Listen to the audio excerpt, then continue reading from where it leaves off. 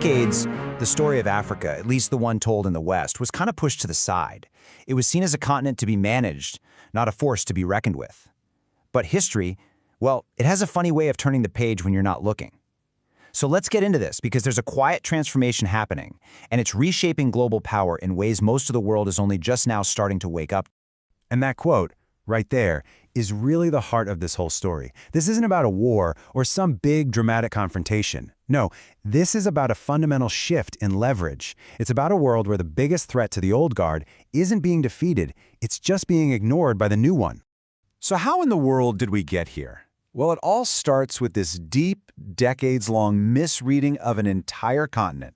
A miscalculation, really, where the West built its entire strategy on the assumption that Africa would always need its help. I mean, for most of the last century, the narrative was pretty much set in stone. Whether you were reading the news or listening to politicians, Africa was defined by its problems: famine, war, poverty. It was a continent that was always being talked about, but almost never listened to. And that narrative, it shaped everything. The old colonial relationships were just replaced with a new system of international aid, of loans, of conditions, so the whole dynamic became about charity, which positioned Africa as a perpetual recipient, never an equal partner. And this, right here, is the crucial point. That whole mindset created a massive strategic blind spot. By seeing the continent as just a set of problems to be solved, the West completely missed its growing sense of agency, its new leverage, and the powerful forces that were about to change the entire game. And that game absolutely changed.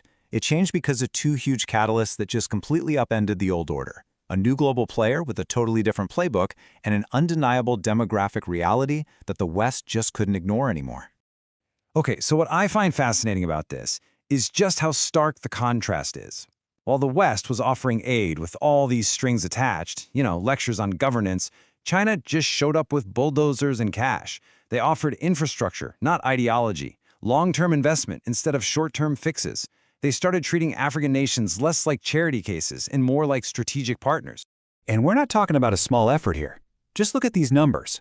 Between 2007 and 2020, Chinese development banks outspent the major G7 nations combined by 2.5 times. This isn't just about money, you guys. This is about building the literal, physical foundations for a whole new economic reality across the continent. But here's the thing. China wasn't just building bridges and ports. They were playing the long game. They were securing access not just to natural resources, but to what is becoming the world's most valuable asset for the future: people. To really get why people are the ultimate asset, first take a look at Europe. The median age there is 44. The continent is getting older, its workforce is shrinking, it's facing what a lot of people are calling a demographic winter, a future with fewer workers, fewer consumers, and fewer innovators. Now, compare that to sub-Saharan Africa. The median age there is just 19. 19! That's not just a statistic. It represents the largest youth boom in human history. This is the future global workforce. This is the future consumer market. This is where the innovation for the entire planet is going to come from. And in the long run, demographics are destined. So, armed with this incredible demographic advantage and a new sense of purpose, African nations are now starting to use their other huge assets, their critical resources, and a newfound economic unity.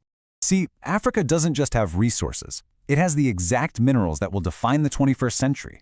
The whole green energy transition, our digital economy, none of it can happen without what's on this list. The cobalt in your electric car battery, the platinum for green hydrogen, the rare earth elements in your smartphone, this stuff is the absolute backbone of all modern technology. And if you want to see what that leverage looks like, here it is. Just one country, the Democratic Republic of Congo, controls over 70% of the entire world's cobalt. Think about that. That means Western green technology is fundamentally dependent on African soil.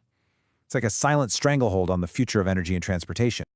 But resources are only one piece of the puzzle. The other, equally important piece is unity. And that's where the AFCFTA comes in. This is probably the most ambitious economic project happening anywhere in the world right now. It's a massive step toward creating a single, unified, powerful economic bloc. And the scale is it's staggering. We're talking about 1.3 billion people. It's the largest free trade area on the planet by the number of countries involved. This gives Africa collective bargaining power on a level it has never, ever had before. It's creating an economic force that could one day be on par with the EU. Okay, so what happens when you combine that demographic destiny, control over critical resources, and this new economic unity? Well, you get a complete rebalancing of the global equation. Africa is rising at the exact same moment that the West's long-held dominance is starting to show some serious cracks. This timeline really puts it all into perspective, and it's pretty stark. Back in 1950, almost a third of all people lived in the West. Today, the G7's share of the global economy has dropped below half. By 2050, 1 in every 4 people on Earth will be African, and by the end of this century, it'll be almost 40%. The world's center of gravity is undeniably moving. But maybe the biggest change of all isn't something you can measure on a chart. It's psychological. The entire mindset has shifted from dependency to agency. An old power structure really starts to fall apart when people stop believing in it. And across Africa, that belief in Western leadership is being replaced by something much more pragmatic, a focus on their own interests. And this brings us right to the heart of it. For so long, the West has been asking the wrong question. The debate was always, can Africa rise? But that's not the real question anymore.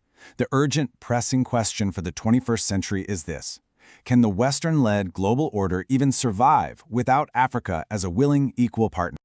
Look, this isn't about the end of the West, but it is the end of undisputed Western dominance. For a continent that has endured centuries of exploitation, this quiet, almost mathematical rebalancing of power might just be the most profound kind of historical justice. It's not happening through war, but through the simple, unstoppable forces of demographics, resources, and time.